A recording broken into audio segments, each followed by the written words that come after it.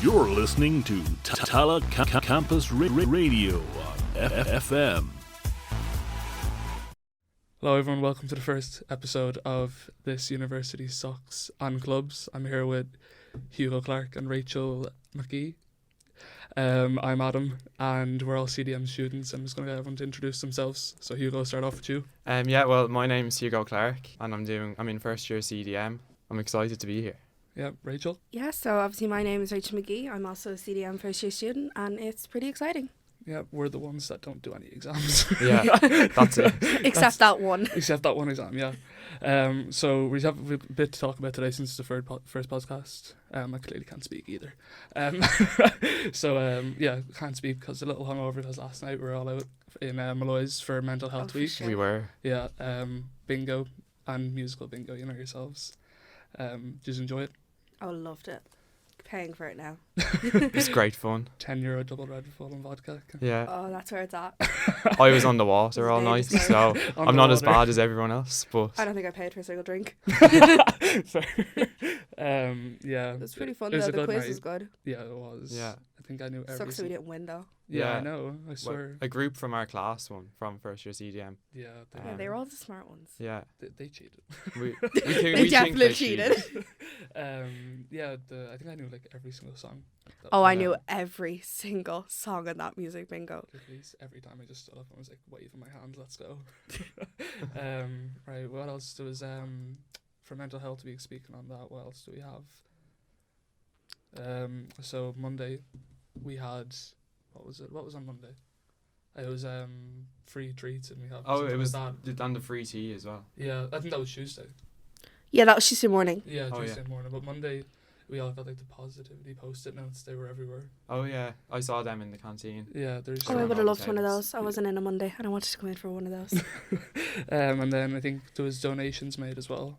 We all got like popcorn and slush puppies and sweets if you made a Oh donation. yeah, there was a popcorn machine as well. Yeah. Oh. Agatha paid for mine. She's like, caring, Mental Health Week. And then Tuesday, what was on Tuesday? That was Petting the farm. It was the petting farm. They had the Yeah. bunnies. I love bunnies. I didn't see them at all. I just never went I near held them. it. I had to give it back. I didn't want to give it back. I went home and asked for a bunny for Christmas. I had a very unfortunate incident there where Yeah. a bunny decided to defecate, I suppose we could say, on me. But apart from that, they were very cute. I enjoyed it. Did you wash their feces off? I did. I didn't Good go for near you. them, but I could smell them from miles away. Yeah. And then yesterday it was painting, wasn't it? There was a There was a competition painting on. competition yesterday. Yeah, And there was ice cream I yesterday. think L won. Yeah, Yeah, a CDM student, one of CDM NA is course. just Yeah, winning everything at the moment. honestly, CDM winning. Would have liked an ice painting. cream, but that Yeah, where farm was the too ice long. cream? It was It was right out the outside. front. I saw the queue, but I did not know where it was. Would love the free ice The cream. queue was hiding the ice cream van. Yeah, fair. And then with the bingo as well. That was good. Oh, so fun. Then today I think they have yoga or something on. Today Oh, Yeah, yoga's they- fun. they have like yoga and they have like free self-care packs and emergency kits, whatever that means. Can never go wrong with a self-care pack. Exactly. That'd be good for you, Hugo. Then Thank you. tomorrow in the welcome. SU they have movies and snacks all day. Then Sounds good. it looks. I think we'll have to head over. We're not know. here. Oh my god, yeah, we're not here. Premier House, let's go. And then they have a tea party as well in the main foyer. Yeah. Okay, so upcoming events. What's coming up? Nerd Week is almost upon us, and Dara had a chat with Jay Garrity from the Nerd Society.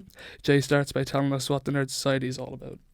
The Nerd Society is really just a group of people who come together and kind of destigmatize the whole term of nerd by turning it completely on its head and bringing everyone together and bring a lot of closeness to people. We normally do like big screenings of anime. We completely book out a room and get everyone together, loads of sweets and all those prizes, a big quiz at the end of the anime we just watched. Kind of like that sort of thing. We even get people to come in on Saturdays for a giant D&D match, Dungeons and Dragons. Our chairperson would run a campaign based on what he'd written up, and all of our characters that we'd made go in and fight whatever bosses or creatures that he set up. And I do understand it's been quite a successful sign-up for the nerds this year. I think he almost wiped the floor with all the other societies. I wouldn't like to say we wiped the floor with other societies. We love everyone and we want to work with everyone at some point. But we did have an extremely successful sign-up day. Like, the biggest, I was told by Tim that we even broke records by getting 143 confirmed sign-ups, if I'm correct. We have plans to work with Engineering Society to build an arcade cabinet, and we are going to be donating that to the SU, hopefully, so they could just place it in there for anyone to use. And we have a giant camping trip coming up, and we are discussing with other societies to do one giant camping trip. It doesn't only have to be nerds. And at the end of near the end of second semester, there's going to be a poker tournament. Maybe a bit of LARPing if people are into that, but I hope everyone participates in what we do. LARPing is live action role playing.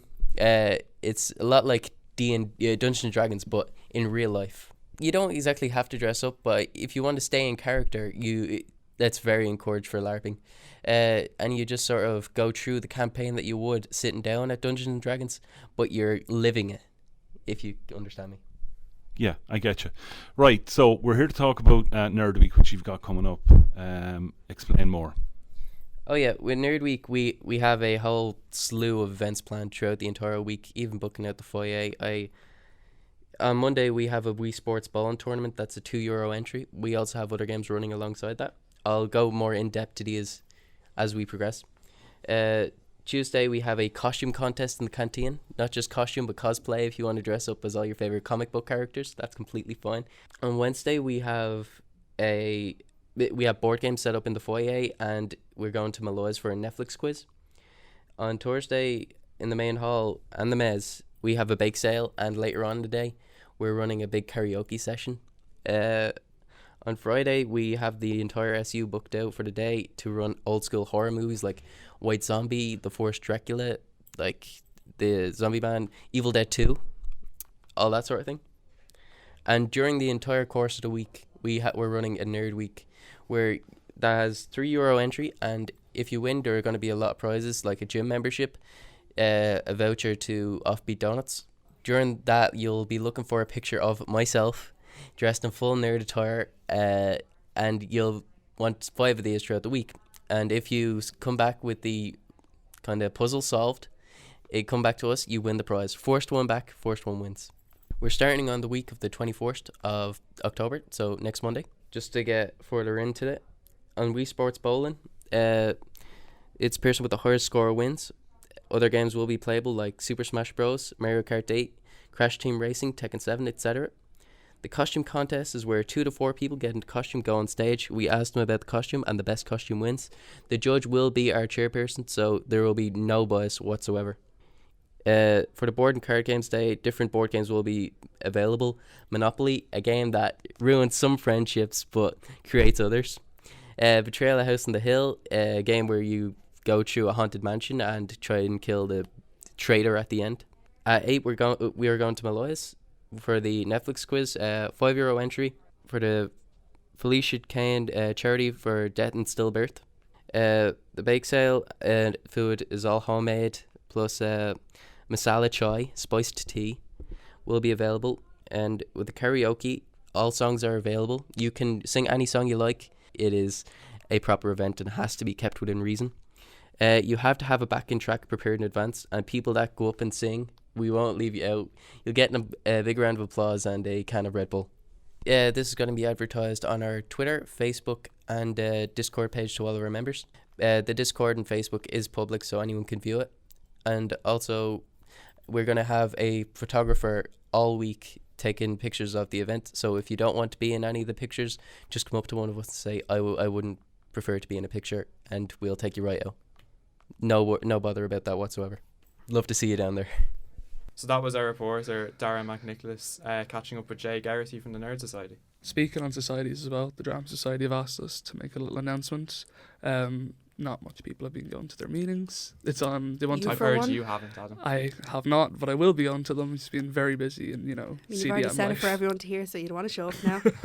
Very busy with all my, short story assignments, So Drama Society meet on Tuesdays from 6 in the foyer, and I don't know where exactly they go yet because I haven't been there, but it goes from 6 to 8 o'clock on Tuesdays, and this one everyone to please go.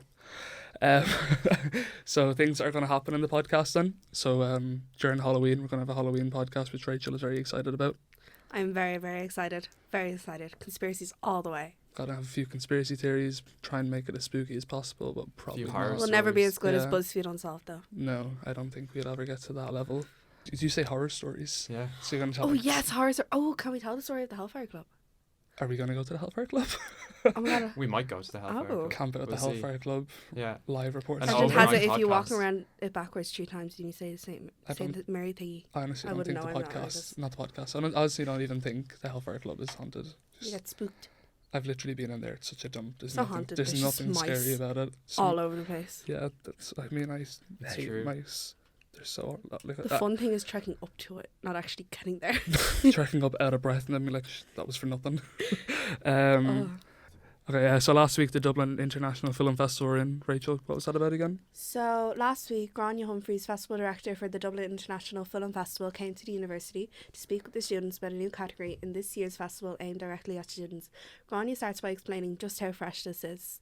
Brand new initiative, actually. I mean, what we decided to do was to find some special, very much a bespoke way of working with the film students in Ireland. So it's for all the different institutions, colleges, universities, etc., as a way of trying to find the filmmakers of the future, to bring them in as early as we can into the festival. So what we're doing is we're having a special day dedicated to them. So it'll be Thursday the 27th of February.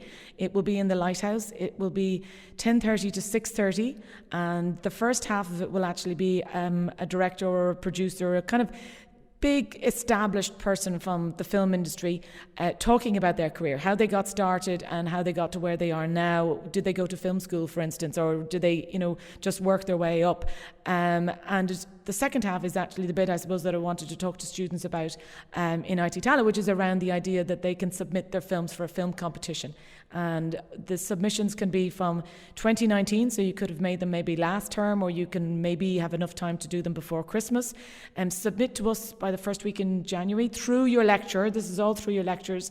And we will make a selection, and we'll show them in the afternoon of the 27th, and we'll have an awards ceremony that evening. So the plan is to try and find a way of showcasing the work that's going on that's maybe not as seen as much as it should be. Do you know what I mean?